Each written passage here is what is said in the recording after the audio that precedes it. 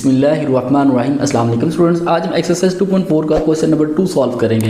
ठीक है स्टूडेंट, ये बहुत ही ज़्यादा इंपॉर्टेंट सवाल है स्टूडेंट्स। इसमें इस बल्कि ये एक्सरसाइज ही बहुत ज़्यादा इंपॉर्टेंट है। इस एक्सरसाइज में से आपका 2 नंबर या 4 नंबर का एक ना एक क्वेश्चन लाजमी आएगा। ठीक है स्टूडेंट, तो आपने इसे ध्यान से समझना है। ठीक है, ये स्टूडेंट को ज़रा थोड़ी सी टिपिकल लगती है, लेकिन आज हम स्टेप बाय स्टेप इसे इतना आसान करेंगे कि एग्जाम में भी आप इसे आसानी से हल कर लेंगे। ठीक है स्टूडेंट, तो चलें जी क्वेश्चन नंबर 2 का पार्ट 1 देखते हैं। हमने इसे क्या करना है, सिंगल लोगारिथम की शक्ल में लिखना है। ठीक है स्टूडेंट, तो चले जी सिंगल लोगारिथम की शक्ल में लिखते हैं।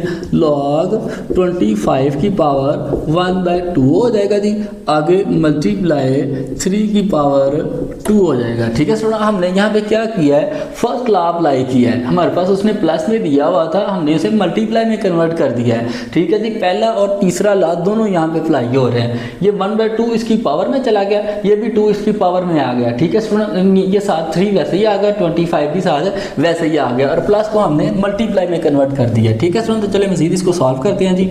log 25 की फैक्टराइजेशन करें तो क्या आता है हमारे पास, 5 का स्क्वायर हो जाता है जी, सारे की पावर 1/2 मल्टीप्लाई, ये देखें जी। अब 3 का स्क्वायर किसके इक्वल होता है जी, 9 के इक्वल होता है। ठीक है स्टूडेंट्स, 2 से कैंसिल हो जाएगा जी। log 5 मल्टीप्लाई 9 हो जाएगा जी। ठीक है, और 5 9 तक कितना होता है जी, 45। तो log 45 is our final answer. ठीक है स्टूडेंट्स, अगर आपको समझ आ गया तो कमेंट सेक्शन में ओके लाजमी लिखें, और पूरी एक्सरसाइज देखने के लिए मेरे channel easy math by doctor Shahid Ali को विजिट करें जी। तो सुनो, इसका पार्ट 2 मेरे पास है जी। कहता है log 9 माइनस log 1/3। हमने क्या करना है, इसे सिंगल लोगारिथम की शक्ल में लिखना है। ठीक है स्टूडेंट, तो चलिए सिंगल लोगारिथम की शक्ल में लिखते हैं log 9। ठीक है स्टूडेंट, अब हम माइनस को किस में कन्वर्ट कर देते हैं जी, डिवाइड में कन्वर्ट कर देते हैं। तो डिवाइडेड बाय क्या हो जाएगा जी, 1/3 हो जाएगा। ठीक है स्टूडेंट, आप देखें नीचे ये डिवाइड कर रहा है तो ऊपर जाके क्या हो जाएगा, मल्टीप्लाई हो जाएगा जी। ठीक है स्टूडेंट, तो हम इसे लिख देंगे फिर log 9 मल्टीप्लाई 3 डिवाइडेड बाय